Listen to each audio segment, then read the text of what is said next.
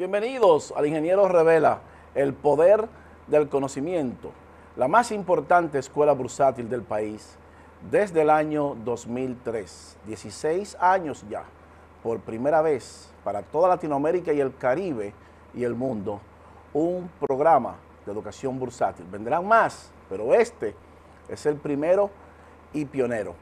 Fíjense, hoy tenemos un tema que hay que tratarlo porque es de interés nacional y mundial, de la geopolítica con Venezuela. La semana pasada se impidió la ayuda humanitaria y eso vamos a trazar la cronología completa.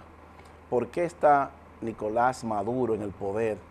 ¿Y quién está detrás del trono? ¿Quién es Nicolás Maduro? ¿Y cuál ha sido esa cronología desde que Chávez falleció? ¿Qué ha pasado para que hoy hayamos llegado a esta situación? Vamos a ver también el Dow Jones Index, que subió y repuntó, pero que se topó con una fuerte muralla, una gran resistencia. El dólar que se recupera y el crudo de petróleo que cae porque una menor demanda de bienes y servicios pues ha provocado una caída en el oro negro y obviamente un alza del dólar. Vamos a ver el oro también, un commodity que mide la inflación, también comienza a descender con un dólar mucho más fortalecido. Vamos a ver quién es el MR20, el Movimiento Revolucionario Bolivariano, las FAN. Realmente el Departamento del Tesoro acusa a Venezuela de ser un narcoestado. ¿Es Venezuela un narcoestado? Vamos a ver cuáles son los personajes del gobierno de Nicolás Maduro. O están prófugos o están acusados de narcotráfico, lavado y corrupción, y que el Departamento de Estado y la DEA pues ha puesto sus ojos sobre ello. Por eso hoy está Venezuela donde está. No se vaya, el Ingeniero Revela continúa en breve. Pausamos.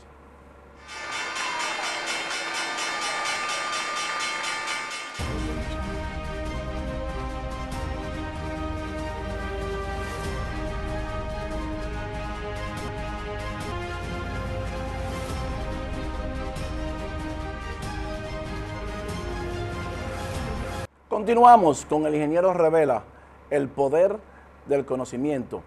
Miren, el Dow Jones esta semana volvió a repuntar y cerró en 26.026 puntos. O sea que luego de tener una pequeña corrección, volvió y tomó de nuevo el camino de su tendencia ya marcada. Hemos dicho que inmediatamente se marca la tendencia, pues es muy difícil revertirla. Pero ha llegado ahora a una zona de mucha fuerza, donde hay muchos compradores, una fuerte resistencia. O sea, esa batalla entre compradores y vendedores se va a acrecentar ahora, se va a pelear fuerte. Si Luis Fernando García tuviera que entrar en el mercado ahora mismo, pues entraría con mucha cautela. Habíamos advertido de que iba a tocar los 26.000 puntos y efectivamente así fue. O sea que debe de sostenerse para poder continuar subiendo, debe de mantenerse por lo menos 2 o 3 días en esa posición. Señor director, colóqueme la número 1 para que nosotros veamos, a ver, cuál es esa resistencia fuerte.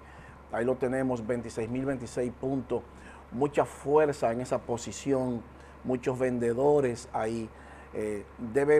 Para poder seguir subiendo, debe de sostener ese precio y romper por encima de 26.041, o sea, 26.141.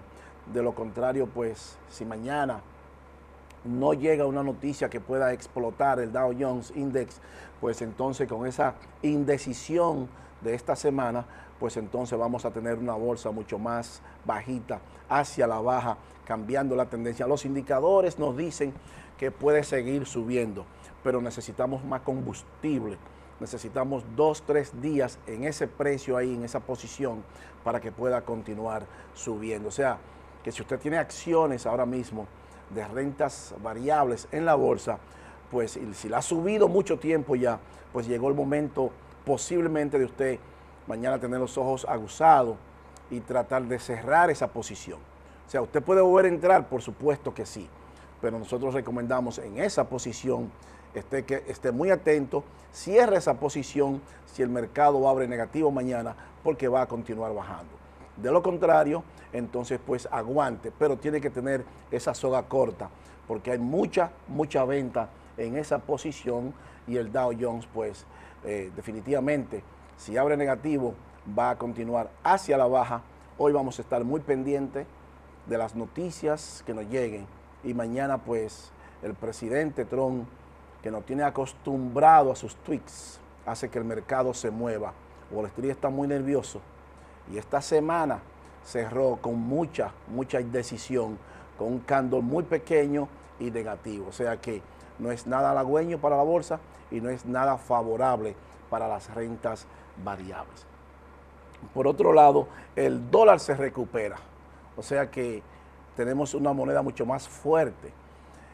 Un crudo de petróleo que se debilita, producto de una menor demanda de bienes y servicios, y el índice de la manufactura, tanto en China como en Estados Unidos, colapsó.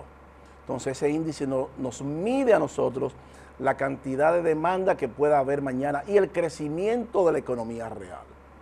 Cuando baja el índice de la manufactura, eso es lo que nos dice a nosotros la lectura que nos da, es que hay menos demanda de bienes y servicios y colapsa el crudo. En ese caso particular, como son 4 mercados y los mercados históricamente se mueven en parejas, pues entonces el dólar repuntó. Colóqueme la número 2, señor director, para que veamos qué va a pasar con el dólar. Y ya dijimos que el crudo, ahí los vemos el dólar subiendo. Si Luis Fernando García tuviera que entrar en el Forex, definitivamente entrara comprando dólares. Va a seguir subiendo el dólar en la bolsa de valores. Definitivamente hasta el día de hoy no hay nada que lo frene el dólar. No hay forma de frenarlo. Tomó una tendencia muy positiva con mucha fuerza. Muchos compradores vinieron al mercado y rompieron un excelente y extraordinario soporte, lo que nos dice a nosotros que el dólar está en una extraordinaria posición de compra ahora mismo. Entonces, muchos profesionales en esa posición van a vender las demás canastas de moneda para entrar al US dólar. Un crudo de petróleo que se debilita y un oro que también se debilita, pues manda una señal positiva al dólar. Colóqueme la número 3, señor director, para que veamos qué está pasando con el oro. Ahí los vemos, el oro colapsando también. Definitivamente una fortaleza en el dólar, pues ha mandado el oro hacia la baja. Una tremenda oportunidad para si usted tiene oro, salga de él ahora. Es la mejor opción porque lo podrá comprar mucho más barato. Los indicadores están negativos, el dólar está positivo, el crudo está negativo y son 4 mercados que históricamente 2 de ellos se mueven en pareja.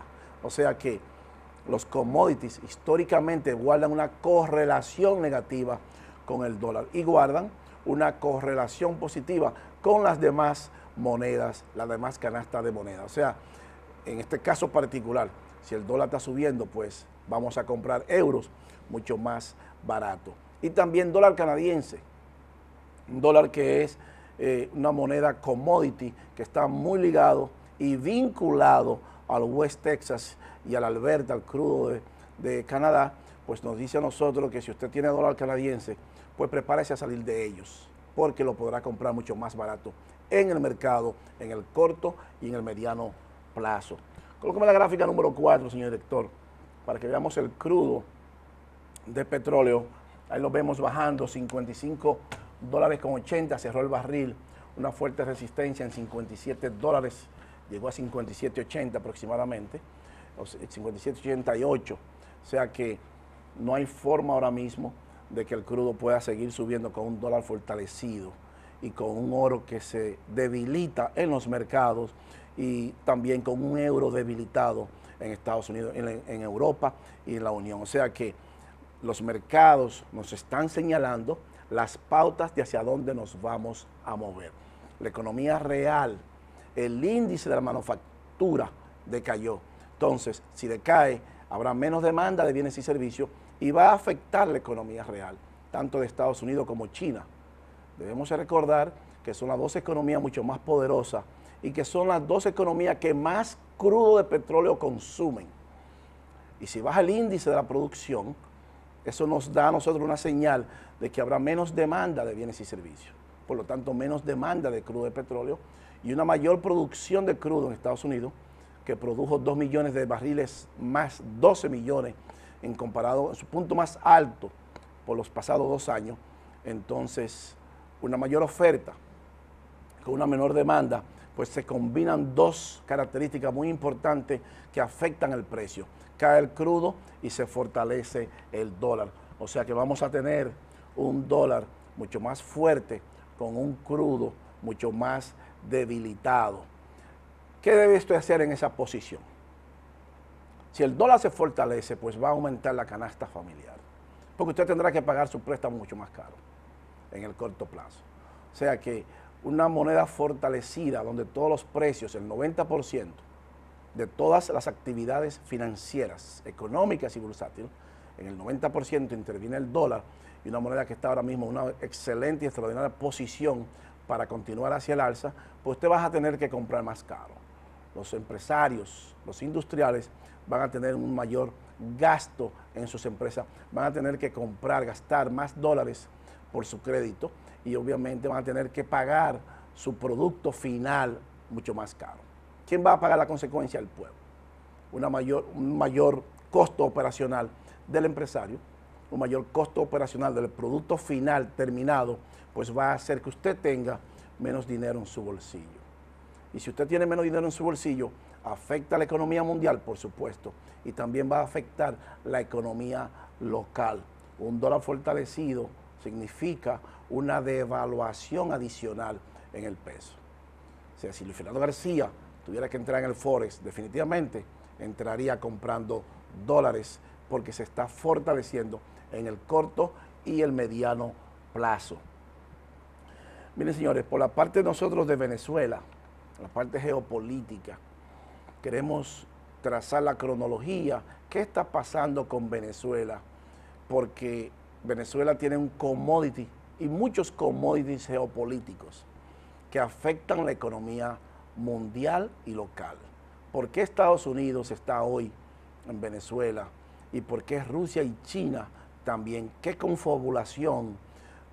¿Cuál es el motivo por el cual el mundo está pendiente de lo que ocurre en Venezuela y del desenlace final de lo que está pasando? Nosotros queremos ver cómo llega Nicolás Maduro al poder en Venezuela, cómo Nicolás Maduro conoce a su antiguo jefe, el expresidente Hugo Chávez, y él mismo dice que lo conoció en la cárcel. Colócame la gráfica número 5, señor director, para que veamos. Ahí vemos, Maduro hace 25 años conoce a Chávez en la cárcel de Yare. El propio Nicolás Maduro, ahí vemos un tweet que emitió, dice: hace 25 años tuve el honor de conocer personalmente al comandante Chávez en una visita que le hice en la cárcel de la Dignidad, en Yare. Al poco tiempo se convertiría en mi padre y maestro. Recuerdo las palabras que salieron: mi compromiso con él y con la patria. O sea que Nicolás Maduro conoce a Chávez en la cárcel. Él mismo, parece que se le olvidó el formato o el guión de la película, y dijo cómo lo conoció.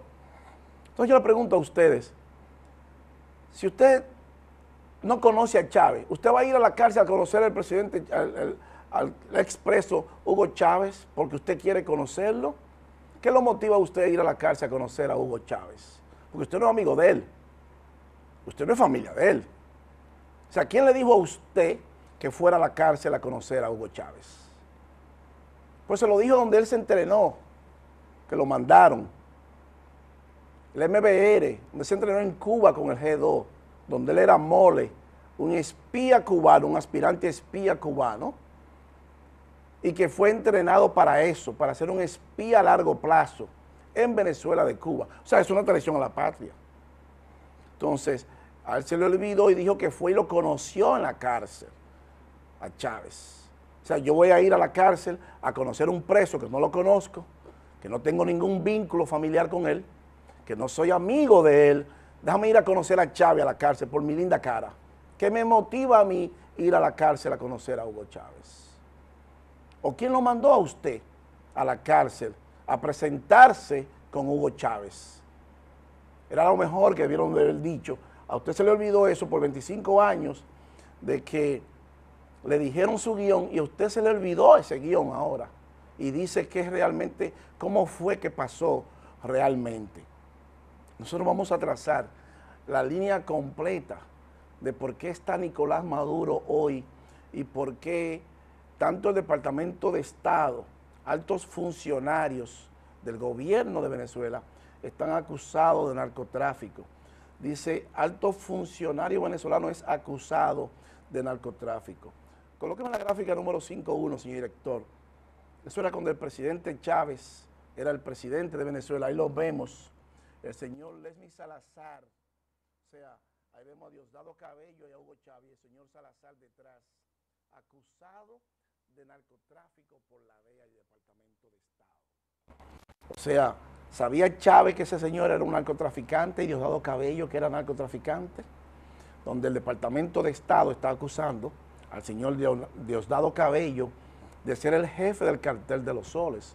Entonces, por eso es que Estados Unidos dice que el gobierno de Venezuela es un estado, es un narcoestado, porque hay muchos funcionarios generales del gobierno acusados de corrupción, de narcotráfico y de lavado.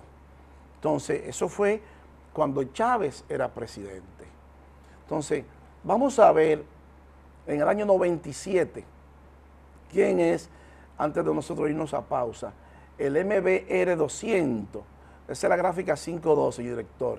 El movimiento bolivariano 200, que se reunía en Cuba, donde Hugo Chávez, antes de Hugo Chávez ser presidente, ahí vemos a Hugo Chávez en el centro y a Nicolás Maduro en el extremo izquierdo con la camisa negra. O sea, es una reunión en Cuba de ese movimiento que creó Chávez, que fundó Chávez, y que en el 2007 se disolvió y que luego posteriormente adquirió el nombre de Quinta República.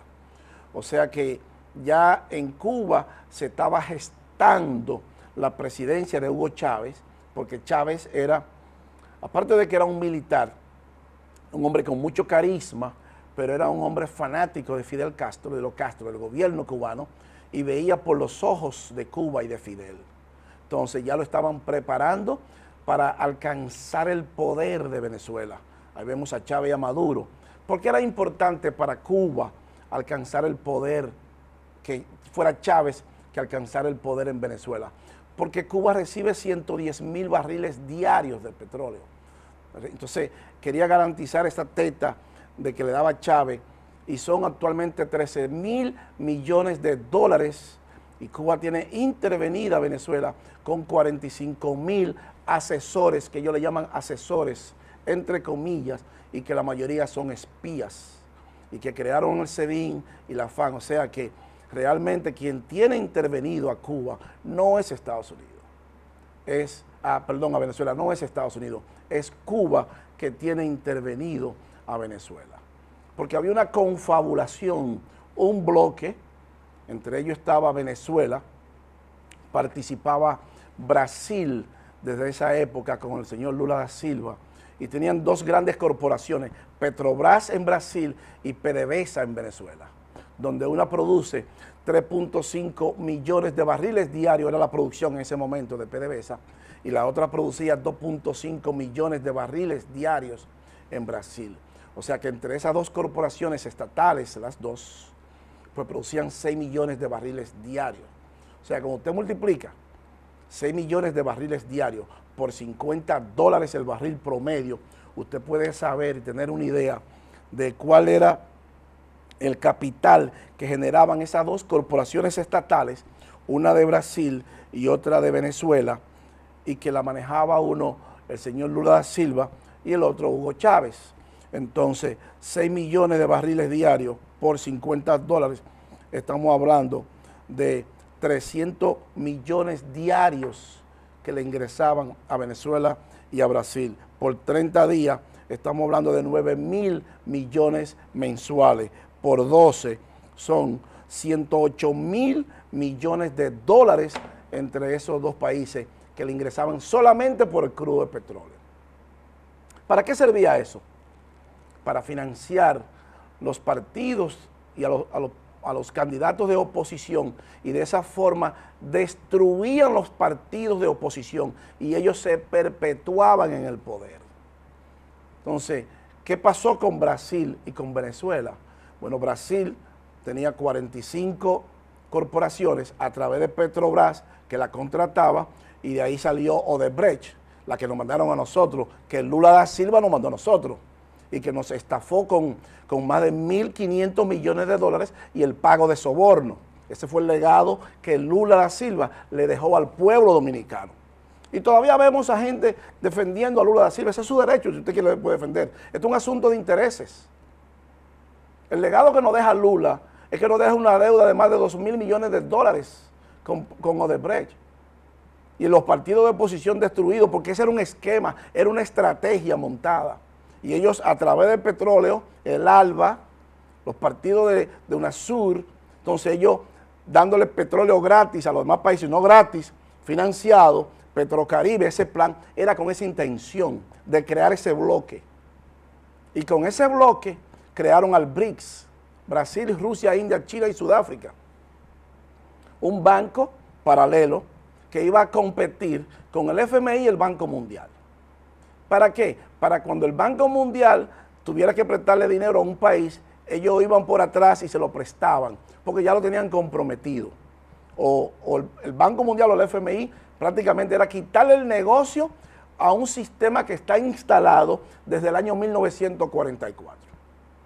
Entonces, ese bloque que formaron, a ellos se les olvidó muchas cosas. El guión estuvo bien hecho, muy buen hecho estuvo el guión, pero ellos se les olvidó que los pueblos comen, y la mayoría de los países a los cuales ellos entraron o son más pobres o hay más corrupción, y los ciudadanos son más miserables y más muertos de hambre, porque eso fue lo que ellos hicieron. Se les olvidó eso.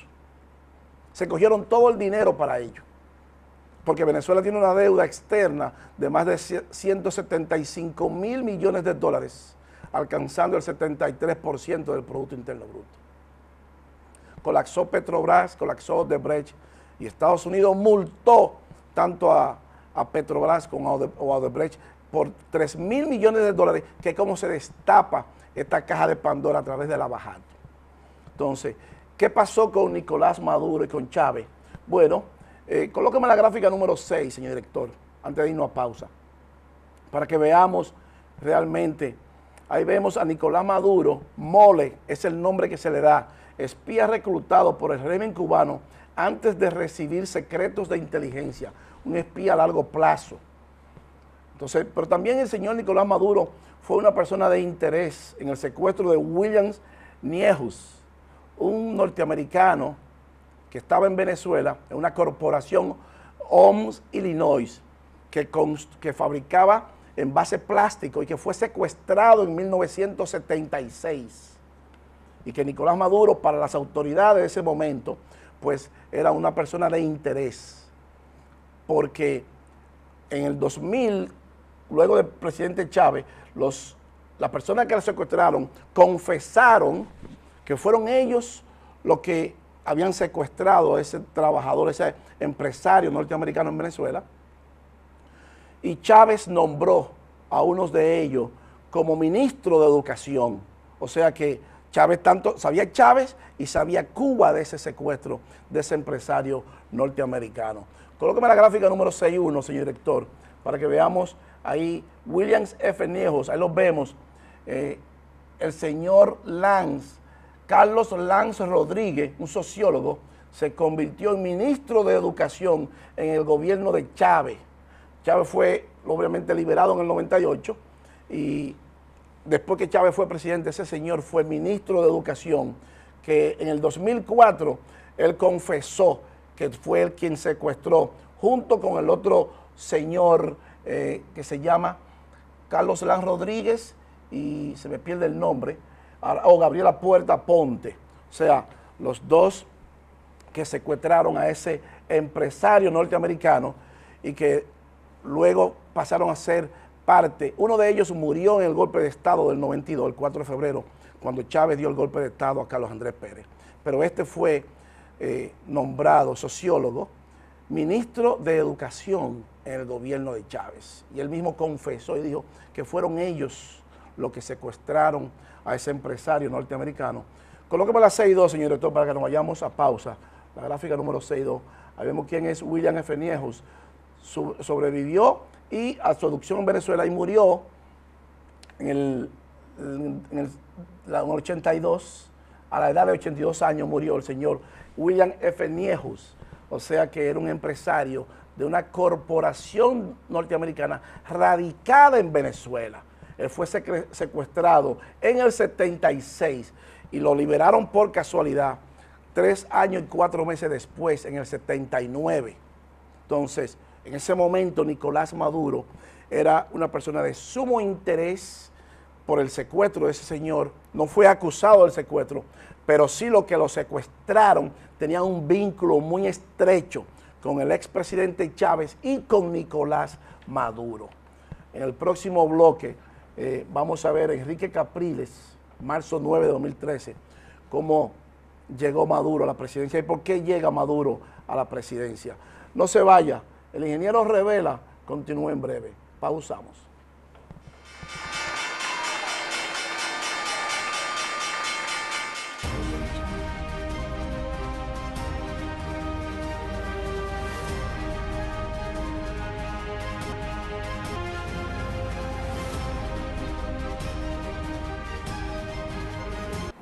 Continuamos con el ingeniero Revela, el poder del conocimiento. Miren, en marzo del 2013, sábado marzo 9 de 2013, el señor Capriles, Enrique Capriles, acusó a Nicolás Maduro y al régimen de Venezuela de fraude, porque Nicolás Maduro no tenemos todavía la fecha exacta de cuando murió Chávez, pero él se autoproclamó el presidente encargado, que no le correspondía a él realmente. El segundo en el mando era el señor Diosdado Cabello, y Nicolás Maduro se autoproclamó ese presidente encargado y convocó a elecciones en los próximos 30 días, pero él era el presidente encargado, iba a ser el candidato del partido único, y entonces él convocó a elecciones, él mismo, siendo presidente, convocó a elecciones para elegirse él mismo. Cuando el día de las elecciones, en la tarde, en la nochecita, el señor Capriles estaba ganando las elecciones por más de 300,000 votos. Se fue la luz, cortaron los cómputos y cuando regresó todo, ya el señor Maduro estaba ganando las elecciones. O sea que el fraude viene preparado desde 2013. ¿Y por qué viene desde 2013 preparado el fraude? Para que Nicolás Maduro ganara. Bueno, porque son 110,000 barriles diarios que le envía Venezuela a Cuba, 13,000 millones de dólares. Y Cuba está detrás de todo esto. Ya vimos cómo ellos se reunieron en el 97 y todas las reuniones las hacían en Cuba. Y desde Cuba llegaba la orden. O sea, y Cuba tenía ya intervenir a Venezuela con 45,000 asesores, entre comillas, que son espías. Colóqueme la gráfica número 7, señor director, para que veamos el señor Capriles, que acusa al régimen, marzo 9 de 2013, que le ganaba al señor Nicolás Maduro por 6 puntos porcentuales. Que Nicolás Maduro no le ganaba a él, pero como era el presidente encargado, él mismo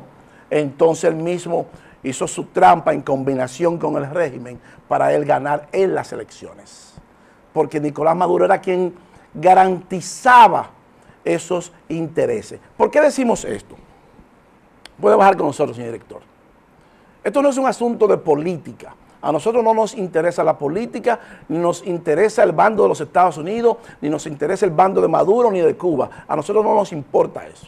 Ahora, a nosotros sí nos importa que desde la Bolsa de Valores obliga a profundizar más, a ver qué está pasando en la geopolítica antes de usted hacer una inversión en bolsa. Porque todo se destapa a través de la bolsa. Nosotros le hemos dicho a ustedes que todo pasa por la mano de Wall Street, porque es donde van los intereses de las corporaciones. Y es donde van los intereses de la élite mundial que controla el mundo. Y que desde Wall Street se controla la economía mundial y real. Y que no hay nada que produzca, que genere riquezas, que produzca dinero y que no vaya a Wall Street.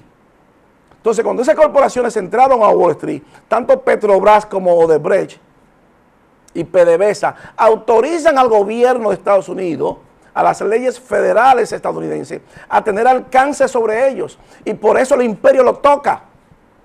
Porque inmediatamente usted coloca su empresa en Wall Street, ya usted está a expensa de las leyes federales de los Estados Unidos. Ese es el poder que da la bolsa de valores. O sea, que a nosotros no nos interesa ni un bando ni el otro. Estamos viendo este problema desde el punto de vista de Wall Street, cómo Wall Street destapa todo esto, porque todo pasa por la mano de Wall Street.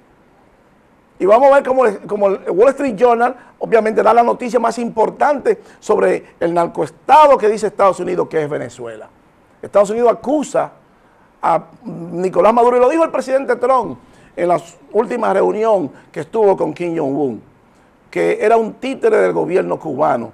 Colóqueme la gráfica número 8, señor director, para que veamos realmente cómo Estados Unidos describe al señor Nicolás Maduro, un chofer de guagua pública, ni siquiera de autobuses, un chofer de una trate, un analfabeto total, que sin ningún mérito llega al poder de Venezuela. ¿Cómo llega al poder? Porque Cuba lo coloca en esa posición. Y porque el señor Raúl Castro y Lula da Silva convencen a Chávez para que señale a Nicolás Maduro como su sucesor. Por eso Chávez dice, voten por Nicolás Maduro. Entonces, el pueblo se dejó engañar y confundir. Puede bajar con nosotros, señor director. Es muy fácil decir, voten por Nicolás Maduro. Bueno, pero ¿cuál es su propuesta que usted tiene? Los pueblos tienen que abrir los ojos con ese gobierno populista, porque hoy Venezuela está pagando la culpa. Y el imperio sabe que tiene que salir de ellos, porque ya la élite trazó el destino de eso. Ya Wall Street trazó el destino, porque están afectando intereses de las corporaciones, con un commodity geopolítico que tanto China como Rusia, pero más China, se quiere alzar y convertir el yuan en una moneda hegemónica del sistema financiero internacional. O sea, que es un asunto de intereses. Estados Unidos no le ha robado un petróleo, un barril de petróleo de Venezuela, le frizó las cuentas hasta tanto se resuelve el problema, pero le va a devolver todo su dinero. Ahora, Cuba sí recibe 110,000 barriles diarios y está defendiendo eso, que va a tener que pagarlo a partir de ahora, que son 13,000 millones de dólares anuales que Cuba va a perder de un Producto Interno Bruto de 96,000 millones que tiene al año. Un 15% de su PIB va a perder. Y anda para África buscando cómo va a comprar su petróleo, porque va a tener que pagarlo a partir de ahora, porque esas tetas se las van a quitar. O sea, si cae el régimen mañana, Cuba no tiene más petróleo venezolano. Entonces Cuba tiene que defender eso, ese régimen a capa y espada, y por eso acusa a todo el mundo, pero son sus intereses. Estados Unidos también está defendiendo sus intereses geopolíticos, y China lo quiere, y Rusia lo tiene. Ahora, usted o está con China, o está con Estados Unidos, o está con Rusia.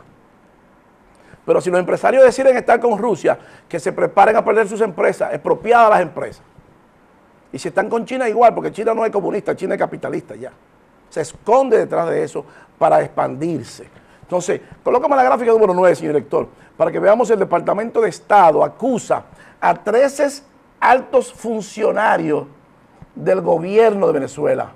U.S. Department of the Treasury Sanction 13 current and former senior official of the government of Venezuela. 13 altos funcionarios acusa el Departamento de Estado, porque todo lo que va a Wall Street ya los fiscaliza el Departamento de Estado. Entonces, este problema que se está destapando en Venezuela lo destapa Wall Street primero. Y el Departamento de Estado le da continuidad a esto. Ni siquiera es el presidente Trump, es el Departamento de Estado, es Estados Unidos, el establishment. Colócame la gráfica número 10, señor director, para que veamos cómo nuevas sanciones, fíjese, nuevas sanciones de Estados Unidos incluyen altos funcionarios de Venezuela con vínculos criminales. Ese militar que vemos ahí, ese señor Reverol, que lo vamos a ver más adelante, el general Reverol, que está acusado de narcotráfico por el Departamento de Estado. Entonces, no es el pro-yanqui o Venezuela, no. Es que ellos han violado leyes federales en Estados Unidos cuando colocaron sus empresas, ganaban su dinero para pagar soborno y expandir su esquema de destrucción de partidos y de la compra de funcionarios y de políticos con el dinero de Petrobras, PDVSA o de Brecht. por ahí destapa Wall Street. Colóqueme la gráfica número 11, señor director, para que veamos funcionarios venezolanos sentenciados o acusados por narcotráfico.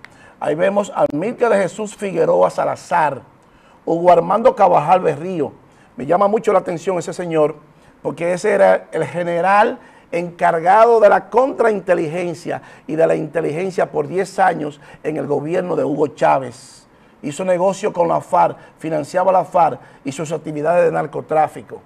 Henry de Jesús Rangel Silva, Ramón Emilio Rodríguez Chacán y Cliver Antonio Alcalaz. O sea, todos acusados o sentenciados por narcotráfico. El señor Hugo Armando, el general, que fue jefe de inteligencia, estuvo preso en Aruba y negoció con la DEA. El presidente Maduro lo mandó a buscar con un cargamento de droga en Aruba, que la DEA lo cogió en Aruba y lo iban a extraditar.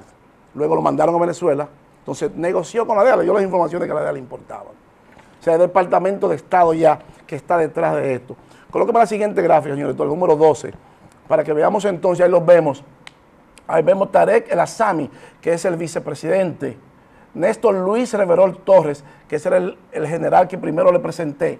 O sea, también acusado de narcotráfico y de corrupción. Ahí vemos también a Freddy Alirio y Ramón Sirio Madrid Moreno. O sea, todos sentenciados o acusados de narcotráfico por el gobierno de los Estados Unidos. Dice Wall Street Journal, US arresta a 2 familiares de Nicolás Maduro por tráfico de droga. Colóqueme la número 13, señor director. Entonces ahí entra Wall Street directamente. Fíjense, US arresta a 2 familiares del presidente de Venezuela, Nicolás Maduro, por tráfico de droga.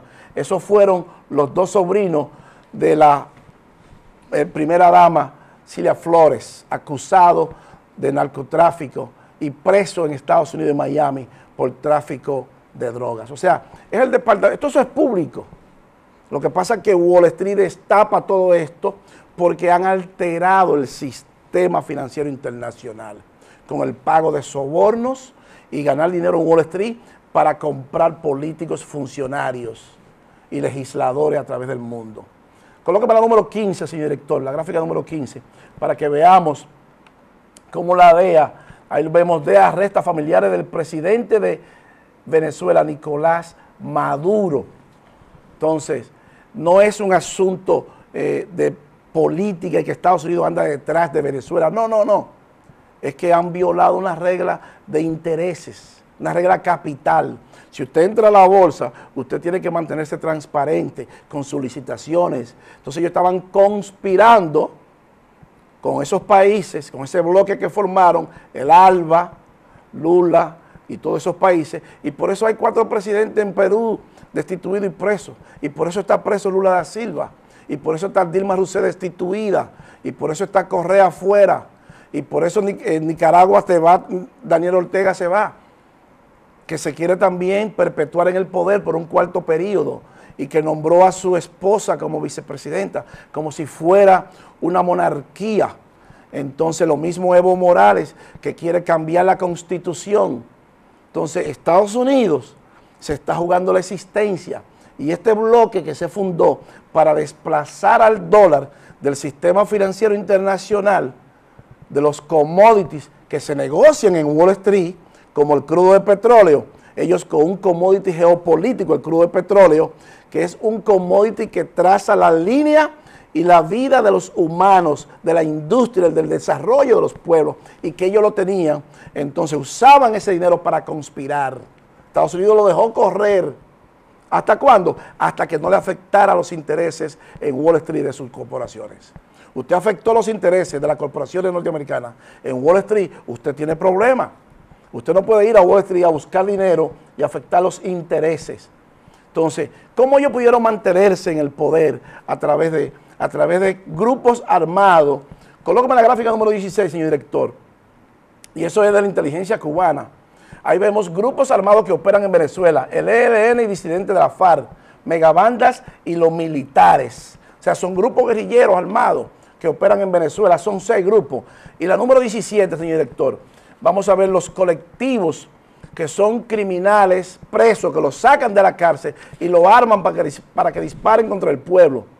Esos que matan a los indios pemones, que mataron 25 indios pemones, violando los derechos humanos, y los pranes también, un grupo de paramilitares. Son todos grupos armados que operan en Venezuela. Y ya en Venezuela están marcando las casas de las personas que están en desacuerdo con el régimen Maduro. Eso es una exportación del régimen cubano. Marcamos las casas, esta casa no está en desacuerdo con nosotros y está en contra del régimen. Entonces hay que barrer a esa gente porque ellos lo que quieren es seguir matando. Tienen 6 bandas de criminales matando de narcotráfico y un narcoestado con generales acusados de narcotráfico que dice el Departamento de Estado con pruebas de la DEA. Ahí vemos que la DEA lo está acusando directamente y que el Departamento de Estado tiene todas las pruebas disponibles. Ya las tiene. Entonces ha trazado esa línea y va a trabajar en esa dirección y va a seguir actuando. ¿Qué provocó eso para Venezuela? Bueno, una crisis porque al expropiar las empresas, al caer la producción, pues aumentó la tasa de desempleo por ciento y aumentó la inflación. ¿Y qué provoca eso en Venezuela? Colóqueme la gráfica número 18, señor director, para que veamos una inflación de más de 1.500% mensual, más de 1 millón. Las reservas venezolanas bajaron a 2.8% y una economía que está prácticamente quebrada. El Producto Interno Bruto de Venezuela bajó 18% solamente en el 2018. Colóqueme la gráfica número 19, señor director, para que veamos cuánto baja el Producto Interno Bruto de la economía de Venezuela. Menos 18%, o sea, casi $100.000 pierde, 482.359 millones de dólares es el Producto Interno Bruto de la economía venezolana, de acuerdo al Banco Mundial, y perdió un 18%, casi $100.000. Cuando usted le saca $100.000, es más que el Producto Interno Bruto de la República Dominicana, que son 75.000. Entonces cuando usted confisca todas las empresas, la expropia, y pierde y aumenta la tasa de desempleo y encima de eso usted pierde más de $100.000 y se roban todo el dinero del oro y el petróleo con una deuda que tiene Venezuela de 175.000 millones de dólares para un 73% del PIB. Entonces ya usted sabe la magnitud de cuál ha sido el descalabro de este régimen por 20 años. Entonces, es bueno que el mundo sepa cómo funciona la bolsa, porque la bolsa nos permite a nosotros entrar al origen de las cosas y ver las cosas desde la bolsa, que es la parte económica más importante, la parte de los mercados. Entonces, con un descalabro así, con una economía ya colapsando, con un pueblo que se está muriendo de hambre, pues evidentemente el mundo, Estados Unidos, va a atacar ahora y debe intervenir a Venezuela. Y el dictador Nicolás Maduro se tiene que ir por las buenas o por las malas. Y se va a ir. Porque ya él tocó los intereses que nunca debió tocar. Colócame la gráfica número 20, señor director, para que veamos qué está pasando con los bonos de Venezuela. Para que el pueblo entienda. O sea, si usted compró $1.000 en bonos venezolanos, esos bonos cuestan 20 centavos ahora. Usted tiene $200. Entonces, ¿qué va a hacer la élite ahora? Que va a comprar esa deuda, una tremenda oportunidad para comprar esos bonos de Venezuela cuando caiga el régimen Maduro. Porque se lo van a tener que pagar a usted cuando se venzan esos bonos. Ahora ellos no valen nada, es el riesgo que usted se toma. A grandes riesgos, grandes crisis, grandes riesgos, pero grandes beneficios. Entonces, que no se crean los comunistas que el imperio lo va a dejar pasar. Han tocado los intereses del imperio y fíjese el resultado. 20 centavos de cada dólar tiene usted en su cuenta. Entonces, ese dinero alguien lo tiene que pagar y lo tiene que pagar el gobierno de Venezuela. Entonces, si usted lo compra ahora y lo aguanta, pues usted va a ganar mucho dinero. Y la élite mundial está comprando esos bonos ya. Entonces, si la élite invierte 60.000 millones de dólares, va a pagar 12.000 nada más. Una quinta parte por esos bonos. Pero en 2 años más tiene los 60.000. Entonces se va al régimen. Así de simple, porque tocó los intereses de Wall Street en combinación con el BRICS, un plan que había y entonces había que tocar esos intereses. Se le olvidó al pueblo, que el pueblo comía, y entonces, obviamente, colóqueme la gráfica número 21, señor director, para que nos vayamos, para que veamos la calificación de riesgo de los bonos. Ahí los vemos, la calificación Venezuela, una deuda externa de casi un 73%.